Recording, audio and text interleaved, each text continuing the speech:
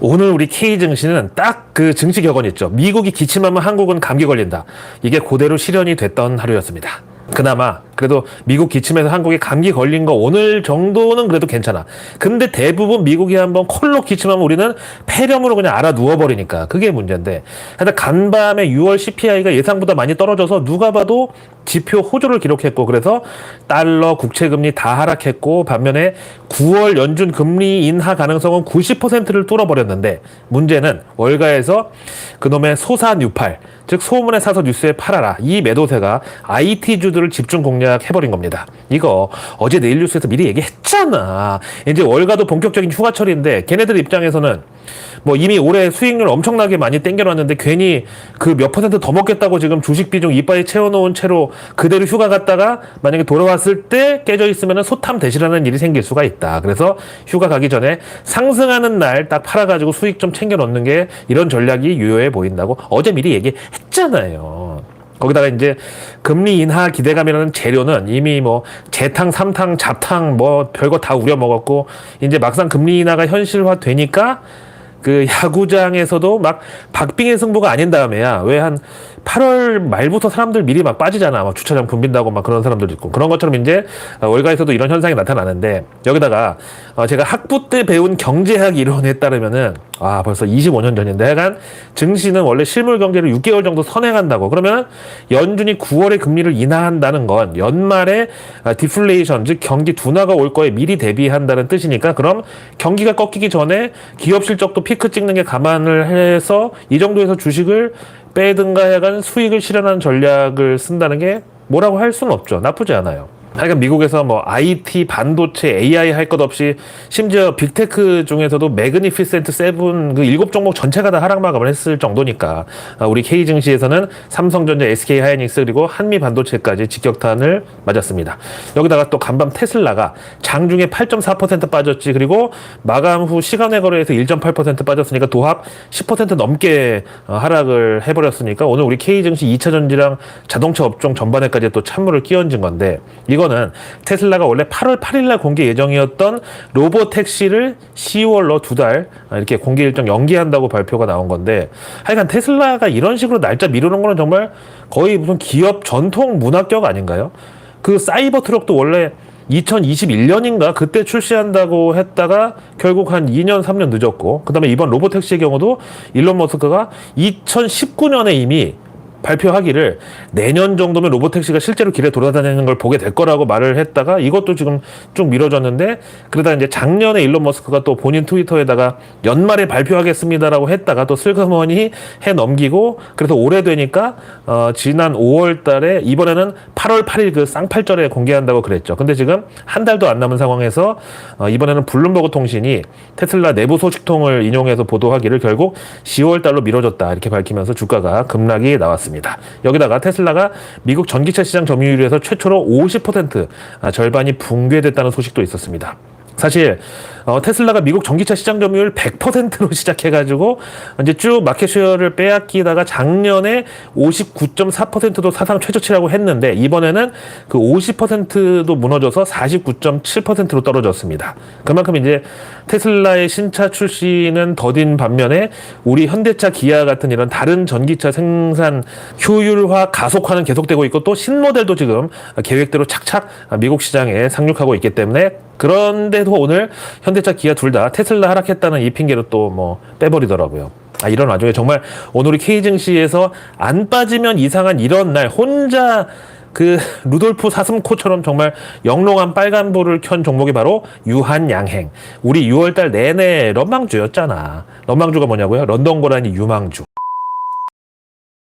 자, 그 다음 이제 HLB 관련해서 또 오늘 새벽 미국 증시도 하락했겠다. 오비락격으로 어제 이 HLB의 리보세라닙이 FDA 재신청을 이걸 가지고 또 앞에 10월이면 10월이지 왜 이르면 뭐 빨라야 이런 게 붙냐, 뭐 늦어도 10월 아니냐, 이거 가지고 또 이제 그 미다시 놓고 막 싸움이 벌어졌더라고요. 그러니까 오늘 또 HLB 사측에서는 9월에서 10월 사이라고 이렇게 또 바로 잡습니다 이렇게 자기들 맘대로 언론 보도를 바로 잡으려고 나섰는데, 일단 이 HLB HLB 관련해서 팩트부터 정리를 해보면은 올해 3월 주총에서 그 리보세라닙의 FDA 승인이 5월경에 거의 확정적이라고 또 그놈의 확률 99%라는 그런 진양곤 회장의 자신감 발언으로 주가가 한 달 만에 2배 올라가지고 12만 9천 원까지 갔고요. 이게 이제 작년 말에만 해도 2만 원대였는데 이렇게 지금 올라간 거예요. 그래서 여기서 이제 전국 단타 선수권 대회가 열리면서 그래도 10만 원 위에서는 유지가 됐는데 그러다 갑자기 5월 17일 날 FDA가 합격증 대신에 보완 요구 서한이라는 그 CRL을 보내오면서 바로 그날 시초가부터 HLB자 붙은 종목도 일제히 다 하한가 맞고 한 며칠 동안 주가도 나락을 가버렸죠. 그래서 결국 반토막이 났는데 여기에 대해서 뭐 우크라이나가 지금 전쟁 중이라 그쪽에서 진행하는 임상 데이터가 전해지지를 못했다느니 또 FDA가 예산이 별로 없어가지고 출장비 아끼느라고 미국 주변 국가 아니면 중국이나 이런 먼 나라는 실사를 잘 안 나가려고 한다는 게 원인이라는 별 뭐 또 말 같지 않은 소리 막 돌아다니면서 주가는 또 막 널뛰기를 했죠. 자, 그럼 이제 그 FDA의 보완 요구사항 다시 제출하고 재심사를 받으려면 시간이 얼마나 걸리느냐. 여기에 대해서 또 그 진양곤 회장은 92%의 확률로 6에서 7개월 내에 가능하다고 밝혔지만 업계에서는 보완 요구사항 자료 준비까지 빨라야 6개월이고 그 다음 재심사 대상에 올라간 뒤에 또 한 반년 기다려야 되니까 결국 내년 연말도 이거 장담 못한다고 그랬는데 이번에 HLB 측이 이렇게 9월에서 10월 사이 FDA 재승인 신청한다고 또 지금 치고 나왔습니다. 그러다 보니까 이유가 있다.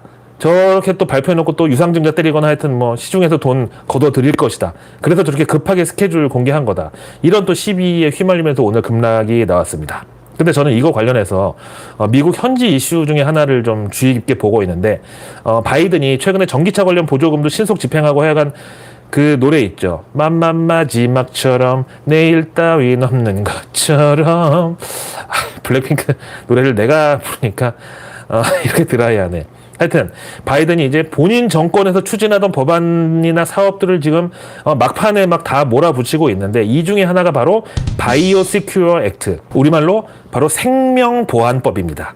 하여간 지금 바이든 정부에서 시큐어, 그러니까 보안자 들어가는 법안은 전부 다 중국 조지는 법안이라고 보시면 돼요. 그래서 이제 이것도 미국 의회가 선정한 중국의 바이오 기업들과의 거래를 제한하는 법령이고 여기는 중국의 CDMO, 우리말로 이제 위탁 개발 생산 제약사들을 대거 포함시킬 걸로 예상하는데 그럼 이번 HLB의 리보세라닙의 경우 중국 항서제약에서 만드는 캄렐리 주마비랑 병용 투여 요법으로 FDA 승인을 지금 도전하고 있는 거잖아요. 근데 여기서 만약에 미국의 바이오시큐어 액트, 그 생명보안법이 당장 이달 말이라도 정식으로 발효가 될 경우에 과연 HLB는 어떤 대응 방안을 가지고 있나? 그럼 이제 또 불안한 게, 그럼 우리가 항서제약하고의 그 연결을 끊고 독립을 하기 위해서 또 돈이 필요하다고 그놈의 선물 같은 유상증자 또 때리는 거 아닌가. 자, 근데 도대체 왜 이런 가스라이팅을 자진해서 지금 몇 년째 당하고 있는 건지 저는 그분들 당초에 이해를 할 수가 없어요. 이 정도면 S와 M이 만나서 SM 플레이를 하는 그런 거 아닌가?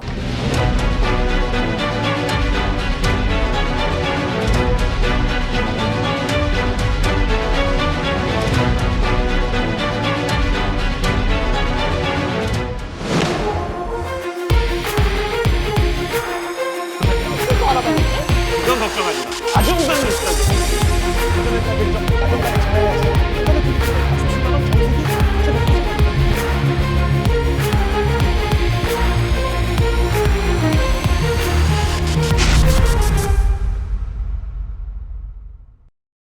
러나 반갑습니다. 오늘 비록 우리 K증시 외국인들은 모처럼 그 코리아 ATM기에 줄을 서서 돈을 찾아갔지만 간밤 CPI 결과에 환율이 또 한 번 하락한 거는 일단 올해 들어서 전통적인 외국인들을 그 가을 전어처럼 그렇게 집 나간 며느리처럼 불러들이는 데 있어서 환율 하락보다 좋은 수단은 없었다라고 보기에는 이제 슬슬 환율이 또 너무 계속 저공 비행을 하면 우리 수출 기업들 실적 전망치에 대한 또 우려가 들 수밖에 없는 시기가 되는데 달러로 이제 물품 대금을 받아오잖아요. 그럼 달러에 대한 원화 가치가 너무 높으면 환전했을 때 환차익도 그만큼 쪼그라든단 말이에요. 근데 의외로 이 환차익이 실적에 미치는 영향이 대단히 큽니다. 거기다가 우리 서학개미 투자자분들에게도 마찬가지인 게 미국에서 이제 현지 주식을 하다가 팔면은 결국 원화로 환전해야 되는데 그때 환율이 너무 낮으면은 거기서 이제 또 까지는 거죠. 근데 사실 이 환율 전망이라는 게 정말 그 원자재 그리고 상품 시장 이런 것만큼이나 정말 예측한다는 게 신의 영역인 게 뭐 원자재나 농산물 같은 거는 어느 날 갑자기 브라질에서 막 태풍 발생하고 반대로 뭐 캘리포니아에는 막 며칠 비 안 내려서 막 가뭄 오고 이러면 순식간에 막 농산물 가격이 막 그 급등하고 막 급락하고 난리가 나니까요. 그다음에 이제 환율의 경우는 이거야말로 진짜 럭비공이나 마찬가지인 게 사실 올 초만 해도 일본은 막 당장 금리 올린다고 하고 미국은 또 봄만 지나면 바로 금리 내린다고 막 난리치니까 이제 국내 기관들이 미국 채권 왕창 사고 또 엔달러 해지 상품에 대규모 배팅했는데 지금 올해 절반이 지나갔는데도 일본 금리 안 올렸죠. 미국 금리 안 내렸죠. 자, 그럼 여기서 간밤 미국 9월 금리 인하 가능성이 느낌표를 팍 찍어버린 CPI에 대해서 얘기를 안 할 수가 없는데, 아니 뭐 수치는 뭐 수치스럽게 나오지 않았고 잘 나왔어. 월가 유동성 중독자들이 기대하는 그대로 미국의 소비자 물가 지수 6월 분이 떨어졌단 말이야. 근데 정말 합리적 의심이라는 말이 떠오르지 않을 수가 없는 게, 어제 제롬 파월 연준 의장이 의회 출석해가지고 우리가 인플레이션 하나만큼은 제대로 잡아놨다. 그러니까 우리 연준한테 감히 이래라 저래라 하지 말라고 독립성 보장하라고. 그러면 이제 그 인플레이션 하락의 성과를 바탕으로 우리가 곧 금리 인하라는 그런 시중의 유동성을 확 풀어줄 테니까 니네들은 그냥 굿이나 보고 떡이나 먹으라고 이렇게 발언을 했는데, 만약에 이렇게 말하자마자 정말 반나절 만에 CPI 결과가 급등 나와가지고 연준 의장 입장에서 개망신을 당하면 어떡하려고 그런 발언을 했나. 그래서 제가 어제 말씀드렸잖아요. 아무래도 제롬 파월이 연준 의장 지위를 이용해서 CPI를 미리 봤든가, 하여간 미리 하여튼 뭔가 간을 보든지 어디서 힌트를 들었던지 하여튼 미공개 정보를 접한 것 같다고. 그러니까 저렇게 자신 있게 발언한 거 아니겠냐고. 이것도 어제 미리 얘기했지 않습니까? 거기다가 최근에 이제 정신머리와 함께 정치적 위상도 흔들리고 있는 바이든의 경우도 그래요. 만에 하나 차기 대선에 불출마 선언을 한다고 쳐도 그래도 약간 같은 민주당 대선 후보가 대통령이 돼야 본인이 감옥에 가는 건 어떻게든지 좀 면해볼 수 있을 거 아니에요. 그럼 이제 내년 1월까지 남은 임기 중에 역시 또 그들을 화나게 해서는 안 돼. 이런 건 불변의 진리인데, 지금 바이든 입장에서 본인이 차기 민주당 대권주자한테 최대한 힘을 실어주고 또 바이든 본인이 지금 받고 있는 혐의도 이게 거의 중계 나올 수 있는 혐의들이거든요. 뭐 이제 기밀 유출, 그 다음에 그 아들 헌터 바이든은 조세 포탈, 뭐 이런 무시무시한 죄목인데, 여기서 조금이라도 벗어날 수 있는 길은 오는 11월 5일 미국 대선에서 어떻게든지 본인이든 누구든 하여튼 민주당이 정권 재창출하도록 바이든이 여기에 풀로 서포트를 해줘야 된다 이거예요. 이거 관련된 통계를 제가 찾아봤더니 미국의 경우는 대통령 선거에서 현재 집권당이 승리를 하려면 대선 3개월 전에 증시랑 유동성 환경이 가장 중요하다고 나와 있거든요. 그럼 11월 5일 대선이니까 3개월 전이면 정확하게 8월 5일이야. 그럼 이제 지금 이 서머랠리가 굳이 여기서 더 레이스를 펼쳐야 될 이유가 없는 거죠. 아니 지금 썸머랠리가 계속 잘 가다가 8월 달에 더 이상 뭘 해먹냐고. 그러니까 지금쯤에는 썸머랠리가 썸머밸리로 그냥 골짜기에 처박힌 다음에 대선 직전 3개월 반짝하고 잘 나가야 이게 현재 여당인 민주당과 그 민주당 대선 후보한테 결국 지지율로 보탬이 돼서 당선까지 가는 거다. 이런 거 아니겠어요? 자, 그 다음 오늘의 외국계 리포트는 어제 내일 뉴스에서 말씀드린 대로 갑자기 지금 월가에서 AI 고점 버블 얘기 나오고 또 지난 그 2000년대 닷컴 버블하고 비교하는 사람들 늘어나고 이런 상황인데, 마침 오늘 새벽 미국 증시가 딱 정말 AI랑 IT주들만 또 기가 막히게 빠져버렸단 말이죠. 사실 테슬라도 오늘 급락한 이유가 로보택시 이거 AI 테마 때문에 빠진 거야. 그래서 이제 이번에는 골드만삭스에서 도대체 AI 혁명의 현주소가 어디에 있냐, 그리고 요걸 단계별로 나눠서 투자 아이디어에 접목한다면 과연 어떤 솔루션이 나올 것인가, 이 분석 리포트를 냈는데, 우선 AI 관련주를 매매하는 데 있어서 올해 AI 인프라 구축을 담당하는 기업들의 주가는 평균 26% 올랐지만 반면에 AI 활성화로 매출을 올리는 기업들은 주가가 19% 하락을 했다. 그래서 최근 투자자들은 하이퍼스케일러, 즉 초거대 AI 분야 투자 수익에 대해서 점점 더 우려를 하고 있다. 여기서 이제 TMT, 이게 테크, 미디어, 텔레커뮤니케이션 이 분야의 자본 지출 및 R&D 비용은 여전히 주가 버블 수준에 미치지 못하지만 하이퍼스케일러의 매출 전망치는 투자 지출에 도저히 따라가질 못하고 있다. 자, 그러면서 이제 설명에 들어가는 게 AI 관련 투자에는 4단계가 있다. 먼저 1단계 엔비디아와 같은 가장 직관적이면서도 빠른 AI 수혜주. 그다음 2단계는 반도체, 클라우드 제공업체, 데이터 센터 리츠, 하드웨어 및 장비 회사. 여기 이제 그 냉각 쿨러까지 다 포함을 하는 거예요. 그런 AI 인프라. 여기 이제 삼성전자, LG전자 막 들어가는 거야. 그다음에 3단계는 소프트웨어 및 IT 서비스의 추가 수익을 창출할 가능성이 있는 회사. 이게 이제 구글하고 삼성전자, MX 부분 또 들어가고. 그다음에 마지막 4단계가 AI 채택 및 생산성 증가로부터 가장 큰 수익 증대 가능성을 가진 회사가 포함되는데, 그런 게 이제 AI를 적극 활용해가지고 무인으로 공장 돌리고 뭐 이제 이런 거를 갖추려고 하는 아마존 같은 데겠죠. 근데 여기서 바로 말한 AI 인프라 구축 기업들, 이게 바로 이제 2단계인데, 여기 주가는 이제 26% 상승했다고 했지만 그 3단계 소프트웨어 및 IT 서비스의 추가 수익을 창출할 가능성이 있는 기업들은 이제 투자자들의 회의감으로 인해서 올해 19% 하락이 나온 이유가 이거다. 그 다음 이제 4단계 기업들의 주가는 3단계의 확실한 응용 프로그램이 출시될 때까지 성과에 제한이 있을 수밖에 없다. 그래서 투자자들은 하이퍼스케일러, 즉 초거대 AI 분야 투자 수익에 대해서 회의적인데, 최근에 자본 지출을 늘리고 있지만 투자자들은 과연 이러한 투자가 충분한 매출 및 수익 증가를 가져올지에 대해서 의문을 제기하고 있다. 바로 저 같은 문과충들 맨날 얘기하잖아요.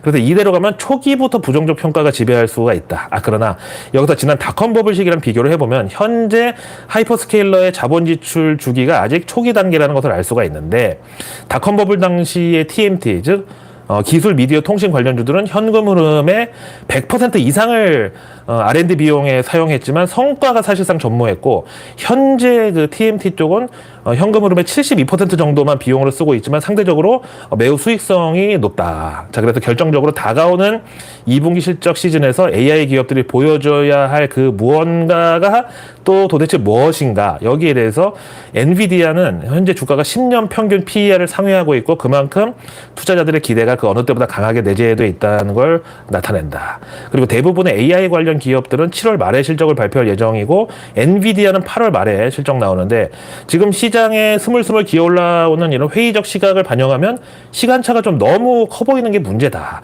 그래서 내일 뉴스는 내일 보면 너무너무 늦습니다.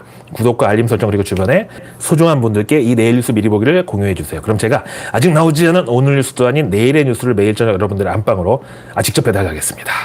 자, 이제 각종 이벤트로 꽉 차 있던 이번 주도 이제 저물어 가는데, 이제 마지막 남은 게 오늘 밤 미국의 PPI, 이거는 생산자 물가 지수랑 이제 또 금융주들 실적이 대기 중이고요. 그럼 이제 다음 주라고 해서 한가하냐? 또 그건 아닌 게, 우선 다음 주 바로 월요일부터 미국 공화당 전당대회가 또 열리는데, 여기서 이제 이번 대선에 출마할 최종 미국 공화당 대통령 후보가 결정이 됩니다. 지금으로서는 거의 99% 트럼프가 확정이고요. 그럼 이제 트럼프의 러닝메이트로 과연 부통령 후보는 누가 결정될 건가? 이게 또 관건인데, 아시다시피 이제 트럼프는 미국 여성 유권자들로부터 비호감도가 너무 높아가지고, 특히 2030 여성들 대상으로 한 여론조사의 경우는 뭐 거의 비호감의 끝판왕으로 등극을 해 있죠. 이러다 보니까 이제 최근에 미국 대선 그 여론조사에서 하도 트럼프 바이든만 가지고 양자 대결하면 이제 지겨우니까, 뭐랄까, 그 만에 하나 이런 가상 대결 시나리오에서 현직 부통령 카멜라 해리스랑 트럼프랑 붙으면 누가 이길 것 같냐, 여기서는 가끔 트럼프가 패배하는 걸로 결과가 나옵니다. 그럼 이제 현재로서 트럼프의 부통령 후보로 나설 확률이 높은 사람이 누구냐? 안개 속입니다. 왜냐면은 바로 얼마 전까지 그 트럼프를 저격하던 니키 헤일리 전 유엔 대사 겸 사우스 캐롤라이나 주지사. 근데 이분은 트럼프보다 훨씬 더 단호박급의 대북 강경론자라서 우리한테는 그닥 좋은 카드가 아닌데, 뭐 불행인지 다행인지 하여튼 본인은 트럼프하고는 러닝메이트가 되지 않겠다고 선언을 하면서 이번에 부통령으로 지명이 되더라도 나는 안 하겠다고 이제 사퇴를 할 거니까 트럼프가 당연히 지명도 안 하겠죠. 근데 이제 그 니키 헤일리를 제외하면 공화당에서 지금 드센티스 플로리다 주지사, 또 팀 스컷 상원 의원, 그 밖에도 뭐 공화당 몇몇 중진들이 이제 트럼프랑 대선 경선에서 이제 붙었던 분들인데, 그 경선 과정에서 트럼프한테 하도 빈정상하는 소리 많이 들어가지고 지금 부통령이고 뭐고 필요 없다고 뭐 뒤로 낮아빠진 그런 상황인데, 그러면서도 현재 3인방으로 떠오르는 트럼프의 러닝메이트, 즉 부통령 후보가 먼저 제이디 벤스라는 오하이오 출신의 상원 의원인데, 외모와는 달리 84년생이니까 현재 나이 39살의 상원 의원이니까 이 정도면 뭐 정치력은 어느 정도 인정을 받은 거죠. 지금 이 그림에서 맨 왼쪽 분인데, 이게 지금 84년생 39살이라고? 아니, 나보다 9살이나 동생이라고? 하여간 이 제이드 벤스는 원래 예일대 나와가지고 벤처 캐피털리스트로 벤처 투자 성공해가지고 억만장자가 됐고 베스트셀러 작가이기도 한데 원래 지난 대선 때만 해도 안티 트럼프였다가 2022년 트럼프가 이제 이 사람을 상원 의원에 꽂아주는 바람에 그때부터 열렬한 트럼프 지지자가 됐다고 합니다. 일단 젊은 층의 지지 기반이 확실한데 그럼에도 어떤 월가 출신 인물이라는 점에서 서민들의 어떤 지지 기반에는 좀 한계가 있다는 평이 있죠. 그 다음에 이 사진 중간에 더그 버검 현재 노스 다코타 주지사고 원래 소셜 컨서버티브 우리말로 사회적 보수주의 이런 게 말이 되나요? 원래 사회주의는 성장보다 분배를 중시하는 거고 보수주의는 그 반대 아닌가? 근데 이게 두 개, 또 고요 속의 외침 또 이런 거야? 또 빅뱅 폭발이야? 하여튼 그러면서 부자 증세와 긴축 재정을 이제 지지하는 그런 대표적인 인물이고 이 사람도 역시 원래는 트럼프를 싫어하다가 중간에 트럼프 성은을 입고 그 노스 다코타 주지사에 연임이 되면서 그때부터 또 트럼프 라인에 줄을 섰다는 점. 그리고 원래 이 양반도 그 사회생활 시작할 때 그 조그만 스타트업에서 소프트웨어 전문가로 시작을 했는데 그 회사를 나중에 마이크로소프트가 인수하면서 그 지분 팔아가지고 본인이 사업하다가 역시 또 억만장자 반열에 올랐다는 점에서 앞에 제이드 벤스랑 비슷한 이력인데 근데 이분은 나이가 좀 있어요. 올해 67세. 얼핏 봐서는 트럼프랑 상호 보완적 관계가 될 것 같지는 않은데 과거 트럼프 일기 정권에서 이제 그 부통령이었던 마이크 펜스 근데 이 사람 대신에 이 바로 더그 버검이 부통령을 했었어야 되는데 이런 발언이 최근 트럼프의 입에서 나오면서 갑자기 이제 부통령 후보로 급부상을 했습니다. 트럼프가 진짜 마이크 펜스한테 뒤통수 진짜 세게 후려맞았죠. 자, 그다음에 이제 맨 오른쪽 인물이 바로 마르코 루비오. 이제 이름부터가 약간 라틴계 가수처럼 뭔가 좀 약간 섹시 이미지 아닌가요? 이런 이름이 딱 그 미국식으로 불렀을 때 멋있는 이름이야. 뭐 Can I have your name? 했는데 마르코 루비오 이렇게. 일단 앞에 말씀드린 두 사람보다는 일단 비주얼이 훌륭하고 그 다음에 또 네임 밸류도 높은 사람이고 쿠바 노동자 출신 집안에서 태어났기 때문에 라틴계 유권자들한테 또 친숙하다는 장점이 있어가지고 지난 그 2012년 미트 롬니 공화당 그 대통령 후보 당시에 그때 러닝메이트로 부통령 후보로 이제 하마평에 오르기도 했습니다. 또 트럼프 다음 차기 공화당 대선 후보로 꼽히는 잠룡이니만큼 바이든처럼 이번에 부통령 한번 하고 다음에 대통령 나가는 코스도 나쁘지가 않죠. 그 다음에 이제 유일한 흑인 부통령 후보자가 있어서 소개해드리면 팀 스캇. 미국 공화당에서는 흔치 않은 흑인 현직 의원이고 여기 사우스 캐롤라이나 출신의 현직 상원 의원인데 일단 뭐 오바마 바이든 조합처럼 트럼프하고 이 팀 스캇 흑인 백인 대통령 부통령 이 그림은 일단 좋죠. 근데 이 팀 스캇은 본인도 지난 대선 후보 경선에 나왔었다가 초반에 이제 후원금이 바닥나가지고 그냥 일찌감치 포기하고 트럼프 지지 선언을 하면서 발빠르게 부통령 후보로 이제 줄을 선 거고요. 최근에 이제 지지 연설에서 우리는 트럼프가 필요하다. 트럼프는 훌륭한 정치인이다. 또 그래서 나는 트럼프를 사랑한다고 발언해가지고 야 SNS에서 야 트럼프 엉덩이가 헐든 네 혓바닥이 헐든 하여간 둘 중 하나는 헐겠다. 그리고 야 러닝메이트가 둘이 러닝 셔츠 입고 뒹구는 게 러닝메이트냐 뭐 이런 식으로 막 그 SNS에서 사람들의 야유를 막 받기도 했어요. 자, 분명 이제 이 중에서 한 명이 다음 주 미국 공화당 전당대회에서 트럼프의 러닝메이트 겸 부통령 후보로 발탁이 될 텐데 우리가 뭐 이런 것까지 알아야 되냐고 또 이제 형님들이 막 그러겠지.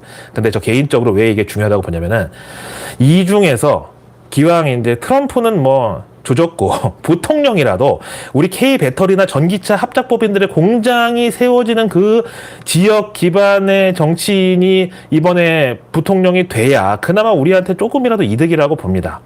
그럼 이제 전기차 산업 적어도 자기 지역구만큼 어떻게든지 보호해 주려고 좀 그런 입장을 하겠지. 자기도 계속 정치하려면 말이야. 그럼 역시 사우스캐롤라이나 출신 팀 스캇 형님일까요? 자, 오늘 하루도 정말 고생 많으셨고요. 저는 내일의 내일 뉴스를 또 들고 다시 찾아뵙겠습니다. 항상 고맙습니다.